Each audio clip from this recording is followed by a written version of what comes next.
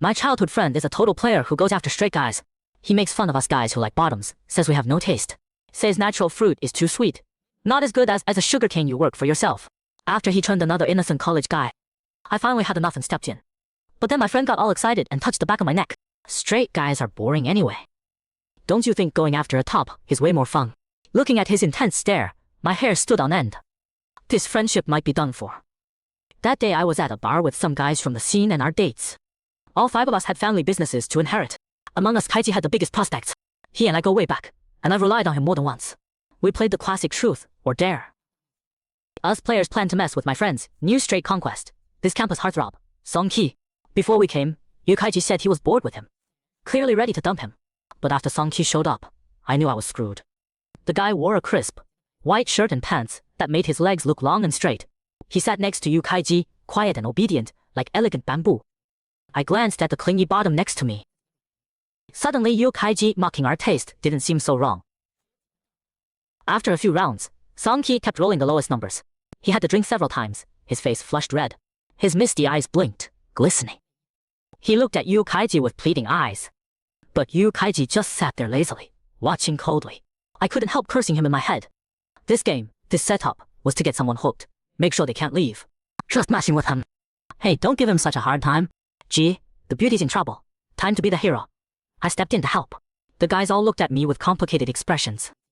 We'd agreed to give Song Ki a hard time. To see what this new prize would do for Kaiji. My sudden intervention cooled the mood. Song Ki must have some charm. Rare for one to help you out. The guy who spoke looked at the 3 of us knowingly. I cursed them all silently for being troublemakers. I quickly glanced at Kaiji. He was still sitting there cold and detached. I forced a laugh. Gee, I brought him himself, so he's basically family, right, Gee? My friend didn't look angry. He calmly pushed Song Ki's drink in front of me. Then when you drink this one for him. Kaiji gave me a look somewhere between a smile and nod. Kaiji knew I couldn't handle alcohol. But I also knew about his possessive streak. He probably saw my interest in his guy and wasn't pleased. I was in the wrong here. Fine, I'll take it for you, bro. I looked at poor Song Ki across from me and down the glass. Consider it my apology. After a few more rounds, at Kaiji's direction, I drank several more for Song Ki. Song Ki kept looking my way. But I was getting tipsy, and the bar's lighting made it hard to see clearly. I felt like Song Ki's eyes held gratitude. Song Ki lost again this round. This time I couldn't take it anymore. I can't hold my liquor, and Song Ki's luck was rigged. I was about to beg off when one of the guys got annoyed. We said truth or dare. What's the point of having someone drink for you every time? The bottom leaning on me chimed in too. Yeah, if you won't drink, give us a truth. Tell us what it's like with Jia. What's the difference between a man and a woman? The bottoms giggled. Song Ki bit his lip and said nothing. His eyes locked only on Kaiji. Kaiji told me Song Ki used to have a temper, was a basketball star, wasn't easy to get. That he could sit there for Kaiji without walking out showed my friend's skills. But Kaiji didn't scold anyone. Instead he said casually, go ahead Ki, I want to hear too. Total scum. Absolutely shameless. I felt Song Ki's back stiffen, looking pitiful. He's an innocent college guy after all, not one of these scene bottoms who can joke about anything. Hey, who said truth? Song Ki, pick a dare instead. I pushed the game box across the table to him. The pressure was on. Pick one. Song Ki had no choice but to draw a card. Choose anyone to your right, kiss on the lips for 3 minutes. To his right sat Kaiji and me. Kaiji gave a knowing, mocking smile next to me, put down his glass and leaned back, arms spread, as if saying, come on, this is what you wanted, right? With everyone egging him on, he looked so smug. Song Ki was clearly still mad at him. Win, right? I pick you. I watched Song Ki walk toward me defiantly. My foggy brain was about to explode. Brothers of beauty. But that question shattered the moment Song Ki's lips touched mine. In the dim light, the booth went silent. Just sounds and shadows of 2 heads moving. What seemed like a simple touch suddenly sparked into fire. I tilted my head back slightly, my throat bobbing. Breath mixing, a strange presence invading. His clear eyes reflected my dazed expression. My mind was fuzzy. Fresh sugarcane really is better than soft fruit. Eyes half closed, a button on my collar popped off. I couldn't help making a sound. The sounds around us came back. Bottles and glasses clattered on the table. Ah Wen, you 2 are over time? Number 3 coughed awkwardly. I'm dead, so dead. Yo Wen, what are you doing? Yukaiji sneered, looking at us darkly. His face looked terrible. Yukaiji has always been a bit obsessive. He won't let this slide. Yukaiji's had this thing since childhood. His stuff can't be touched. If someone touches it, he destroys it. He finds it dirty. But what he wants, he takes from others. As a kid, he was the bully among the rich kids. Everyone did what he said. My family fell on hard times, so I was told to suck up to the yes. Because of one of his quirks, to get me into his house as a study companion, my parents kept my hair long. Later, my family got benefits from my performance with Yukaiji and rose again. I stayed in Yukaiji's group of 5, ranked 4th. Number 1 Yukaiji, number 2 is capable, number 3 sharp. Besides me, there's a youngest, a few years younger than me, all from wealthy families. As I got older, my nerve grew too. That night when we left, Yukaiji roughly pulled Sangqi into his car. I couldn't help slipping Sangqi a tissue with my contact info. But I never got a friend request. I figured it was a lost cause. Until a few days later, my phone finally pinged. I anxiously typed back. Sangqi, did he give you a hard time that night? Half a day later, he replied, no. Feeling anxious, I grabbed my sports car and headed straight to Yukaiji's pool. The front desk told me Yukaiji was there as usual today. I changed into a robe and went to the indoor bath, thinking about what to say. Yukaiji gets bored in a few days. I need to smooth things over, wait for them to break up, then make my move. Ha, youngest, your eyes were glued on him. Turns out he's the real stunner. Are you even a brother? How can you say that? Because I'm a brother, I didn't make a move. Stop talking. G will hear and we'll get chewed out. Over the sound of running water, I heard the voices of the guys from the bar that night. Where's Kaiji? Where is he? The guys in the communal showers froze. Probably didn't realize someone was in the stall. Oh, Wim? The youngest shook and nearly fell. So green. Wim J's at the pool. Number 3 glared at the youngest. I nodded and barefoot, kicked the youngest like a scared quail on my way out, ignoring the sound of him slipping behind me. The kid's still a baby bird without feathers.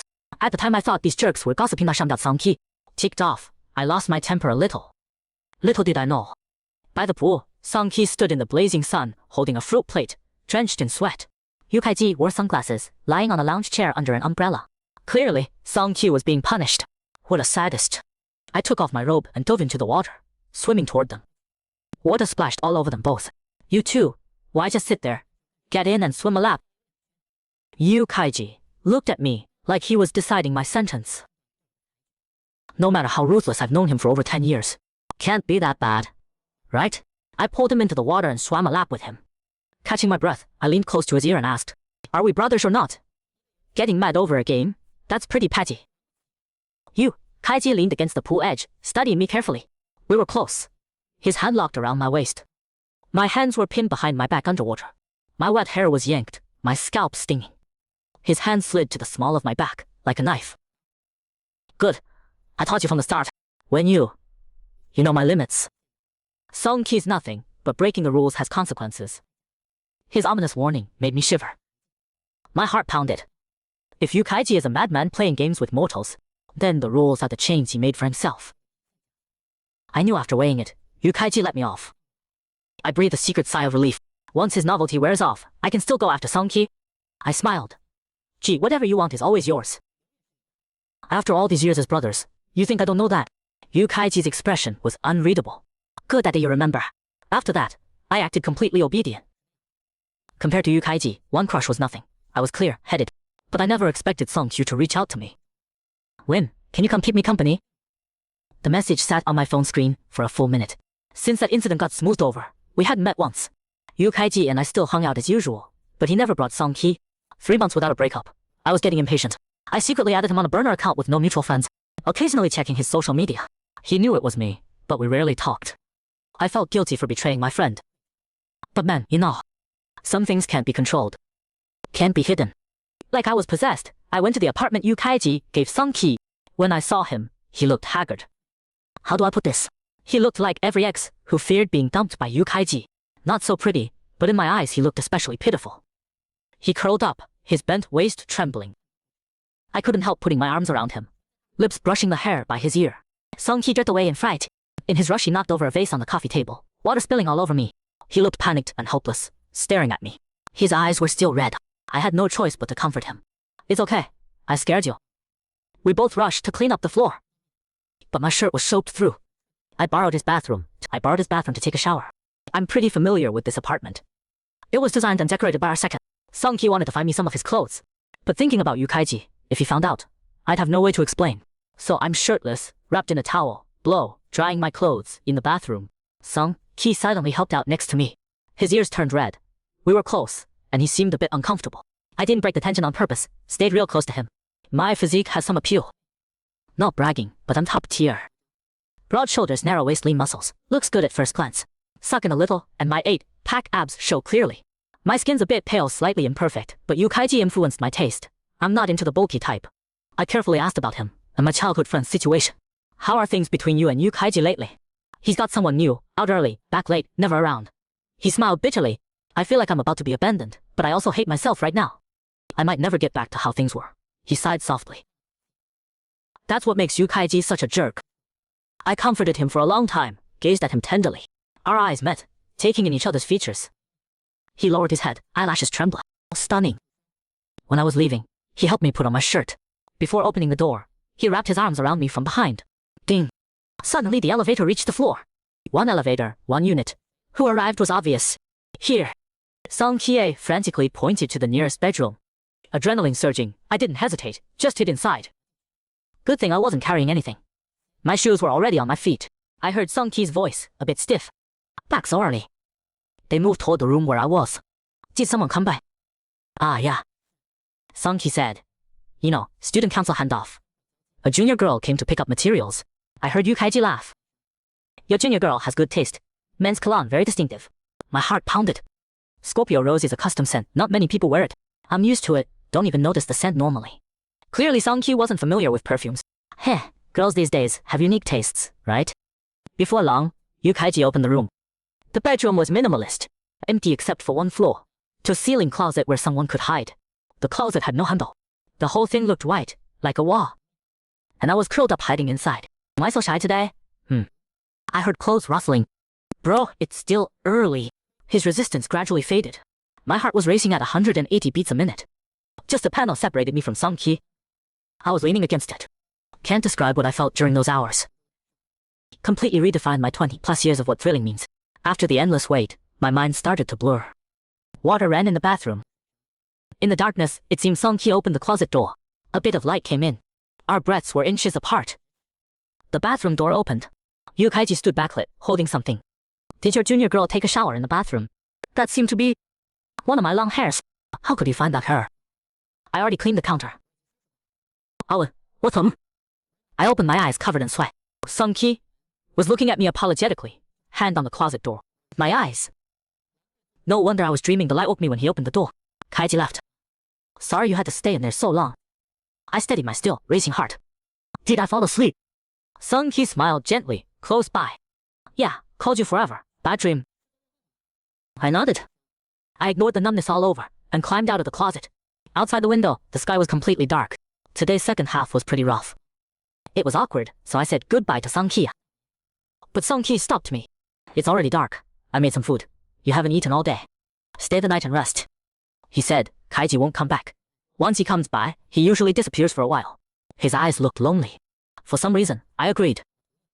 After eating, I felt sleepy. We held hands lying in the same bed. Didn't cross the line. Because of that dream, I was exhausted, fell asleep fast. The night was quiet. But there was a rustling sound near my ear. In the darkness, I woke up groggily and saw a figure above me. My mouth hurt from the kiss. Sung-ki. The person paused but didn't stop. Seemed to have lost all restraint. I couldn't help but cry out. His hand gripped my shoulder, slowly applying pressure. Didn't know he was such a wildcat. Baby, that's not how you do it. I wasn't mad. I held his head and took control. The next morning, Sung-ki woke me with the smell of breakfast. Watching him wear an apron, looking so gentle. I secretly kissed his cheek. Imagining, if we became a couple, we'd live this simple, sweet life. At the table, he blushed shyly. I stared at him. Baby, you were so bold last night. Now the sun's up and you're shy. He looked confused for a moment, then realized. All right. Last night was dark. Did I kiss you for a long time? I grinned mischievously. Very passionate. Under the table, I didn't see his hand on his leg clenching tighter. Like that, Sung-ki and I stayed close but never crossed the line. I waited for him to break up with Yukaiji. Sometimes when Yukaiji was on a business trip, I'd secretly take him on trips. We'd take intimate photos, only we knew about. But as time passed, what I got wasn't news of their breakup. It was a text from him asking for help. Alan saved me. Kaiji found out about us. Seeing those words, I panicked. I called back frantically, but couldn't get through. I called Yukaiji, he hung up on me. For days I searched everywhere. Went to his school, but couldn't find Song-ki. He vanished. He was a big deal on campus, student council president. Disappeared without a trace. Just days later, until I tracked down one of his roommates. He dropped out.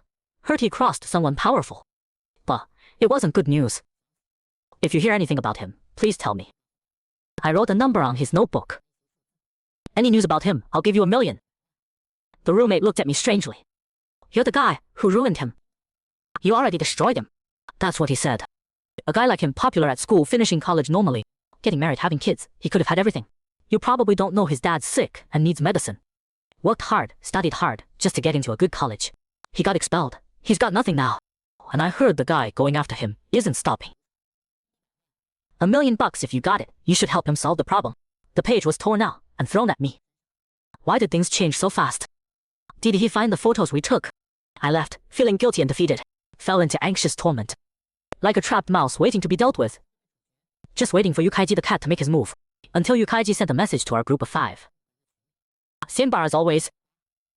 Sitting in the familiar booth. The guys were partying as usual. Only Yukaiji and I were alone.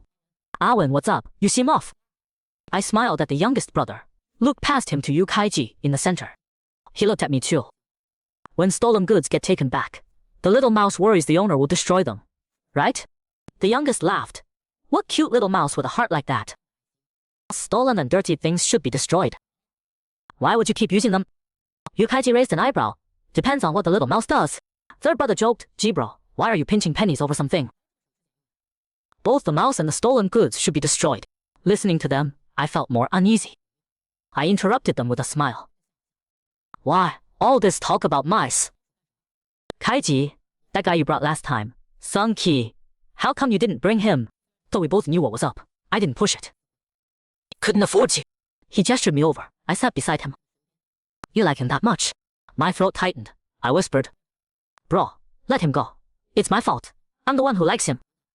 He stroked the back of my neck. Expression neither pleased nor angry. Let him go, sure. For a moment I felt hope, looked at him wide-eyed, pleading. He must have understood. His eyes flickered, reflecting my desperate look. I pinned my hopes on our years of brotherhood. He once said he thought me as a brother. But the next second, I felt like I'd fallen into ice. Actually, straight guys like Song-ki, who bend easily, aren't that interesting. Don't you think playing with a one would be more fun? He said, called you a little mouse. After it ended, I ran away like a mess. Yukaiji's last words brought back my childhood nightmare. At 7, my parents sent me to the Yu family. Like many families trying to get favors by sending their kids to be the prince's playmate, hoping to get business advantages. Young Master Yu, several years older, was a rowdy game lover. His energy was boundless, every day. Playing shooting games, he'd mercilessly use small animals as targets. Playing with toy cars, he'd fearlessly crash into other kids' cars. And when he wanted to play hide and seek, all the kids had to join. Getting caught meant facing his nasty punishment. Hiding in a dark corner, I never knew when Yukaiji would find me. I caught you. Those words were like a devil's judgment. I got caught a lot. My long hair became his toy. He wanted a big doll. So all the adults accepted me having long hair as normal. I once ran home crying. I cried and threw a fit in front of my parents. But my parents back then were unmoved, even got stern. You can't even play hide and seek. You know how hard mom and dad worked to raise you. They drove me back. Be good. Go back and apologize to young Master Yu. Once you become the young master's brother, our family can go back to how things were. Become young Master Yu's brother, and things can go back to normal. After that, I did my best at everything. Finally, I could ask Yukaiji for one thing. Brother, if this time I'm the last one caught, can I get a reward? I asked him, if I win, will you always treat me like a brother? He probably thought it was fun, and agreed. I closed my eyes, curled up in the dirty attic. Waited until all the kids were found. In the dark night, the adults realized one child was missing. Yukaiji really kept his promise and treated me like a brother. Following game rules might be Yukaiji's only good quality. But now, I broke his rules. He'll definitely get revenge on me. I went to see our second brother. He scolded me for my reckless gut, but he's a lot like my own brother. My relationship with him is even better than with Yukaiji. He frowned, frustrated with me. When you're just as much of a jerk as Yukaija. Sorry. I hung my head in shame. So, can you help me find Song-Ki? He put his hand on my head. I'll help you. Like when I was little and got in trouble or made Yukaiji mad. He always said that. He's the same age as Yukaiji, even a few months older. But thanks to Yukaiji, we all just call him that. Even though we're closest, I don't call him that either. Only when I need something from him do I call him that. He and I both became Yukaiji's companions the same year. He became Yukaiji's right-hand man early on, handling a lot of personal and work stuff, including small things like decorating for Yukaiji. He's always been like a useful tool at Yukaiji's side. But I know he's been smarter than everyone else since we were kids. Otherwise it wouldn't be him who stayed, it'd be someone else. My phone never rang. I'm like a rat trapped in a cage, waiting to be slaughtered. Just waiting on the whim of Yukaiji, the cat. Until I got a call from home, telling me to come back. I rarely go back to my family's house, as an adult. This time it was my sister's birthday, she's 15 years younger. I bought a set of dolls at the mall. Picked out a style. It was the cartoon character the little girl mentioned she liked last time we met. When I walked in, the little girl rushed over and asked me to pick her up. Big brother. I carried my chattering sister inside. Mom was in the living room directing the maid to clean up the mess after the birthday party. Dad sat in the armchair. When he saw me, he put down his newspaper. You're back. I grunted and put the little girl down. Big brother, I already have this set of dolls.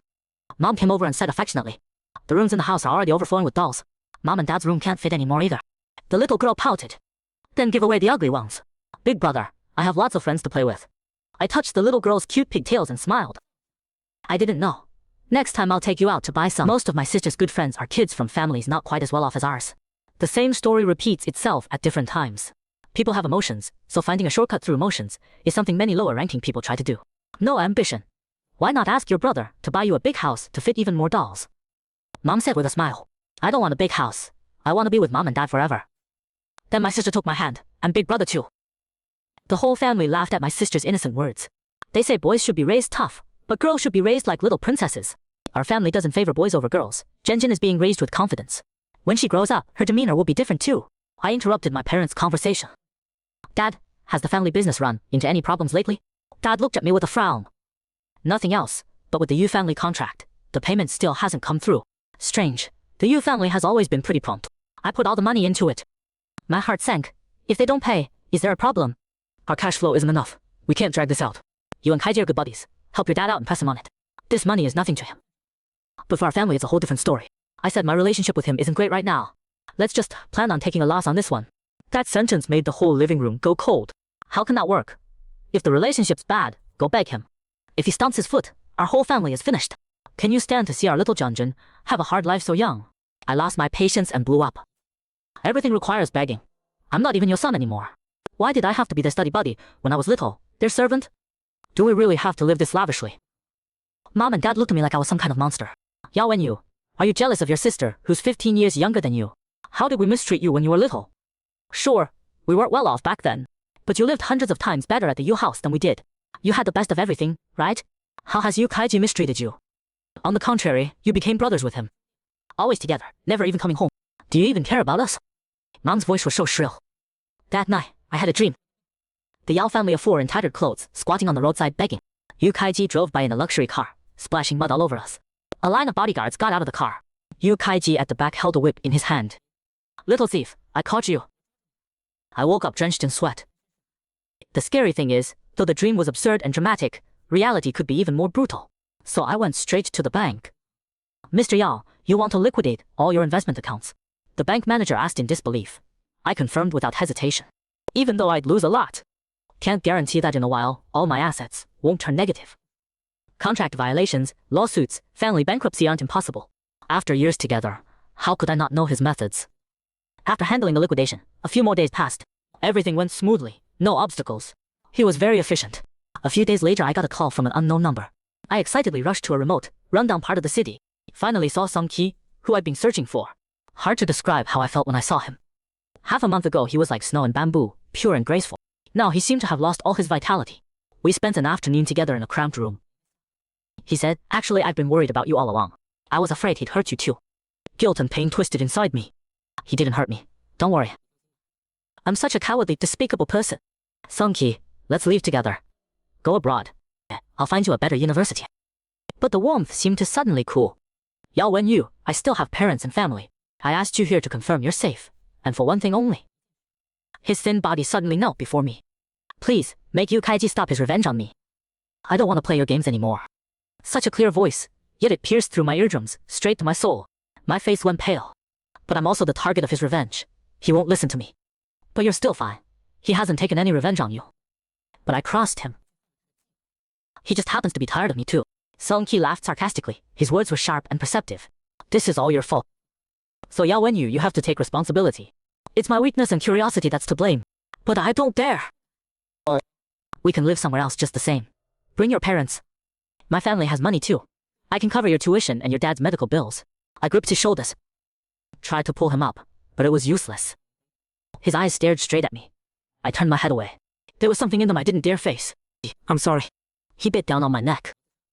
I left a bank card. It has half my assets in it. I fled from there, walked out of the dark, filthy alley. Over the next few days, I hid in secret places and watched Sung. Watched him wear his only decent outfit to interview after interview, never getting hired. Even when he applied at a street-side bubble tea shop, a bunch of people came to cause trouble. Days of setbacks left him standing in front of a nightclub for a long time. Panic rose in me. I rushed out and stopped him. What are you doing? The card I left you, why aren't you using it? Do you know how much money is in there? I roared like crazy. Was he really willing to sink this low into a place like this? He looked at me calmly, even with a bit of mockery. Don't you know that won't work? Yu Kaiji's target is you. As long as I'm not miserable enough, and you don't go to him, none of this will end. Why doesn't he hurt you? I looked at him, my heart churning in agony. Finally, I made up my mind. Okay, Sung-ki. Kiss me again, okay? I contacted Yu Kaiji myself. He seemed to have predicted everything. I don't want half-hearted or reluctant. Yao Wenyu, you know what I like. I understand. As friends for over 10 years, I know what he likes. I went to the store and picked out a one-piece robe, pure white silk with a lace tie. Before walking into Yu Kaiji's villa, I got a call from him. Win, don't go. His voice was urgent. You might not know this, but Song-ki's apartment actually has hidden surveillance installed. I decorated that place. You know I wouldn't lie to you. I laughed softly. I see. Everything in the story now made sense. But it's too late. Yu Kaiji standing on the upstairs terrace waved at me. You're here. I hung up the phone and looked up at him with a smile. After entering, I dropped my coat on the floor by the door. Walked inside wearing the new robe. Going up the stairs, I took out the lace tie. Tied it over my eyes. I swallowed hard. Hand on the antique wooden staircase, I walked up step by step, as if walking toward the mouth of a beast waiting in the darkness. I really like how Yao Wenyu looks when he's in pain, holding back his voice and biting his lower lip. Long hair spread out on the snow-white sheets. Crystal beads of sweat sliding down his beautiful jawline. His eyes moist like beautiful glass beads. His gaze has been that stubborn since childhood. My father once told me, if you want something, you must learn restraint. People who don't follow the rules and just take are savages. In the end, what they want will leave them. But the cunning young fox schemed and beat me once. From then on, he lived in my heart. But I couldn't bear to hurt him. I thought I'd always treat him like a brother. His eyes never held any love when looking at me. Maybe when he truly fell for someone, I'd break free of all restraints and show my true savage nature. Until he actually kissed Song-ki in front of everyone. That's when I realized my anger and jealousy were about to explode. I hate that others look at Yao Wenyu with the same desire. Especially him, hiding his pain and acting normal. He knows everything about me. But he's too weak. He's capable. We're both hypocrites, but I have more chips than him. Without Yao Wenyu, we might have actually been true brothers. I could wait for the old game to end. For a new game to begin. Until that day when he and I were at the office, and I saw the surveillance footage from that apartment. He was like a peacock showing off, shirt off, leaning against Song-ki. The trap I set, and he became my accomplice too. I waited for my precious little butterfly to willingly fly into my arms. Willingly, without complaint. Fortunately, in the end, I won this game.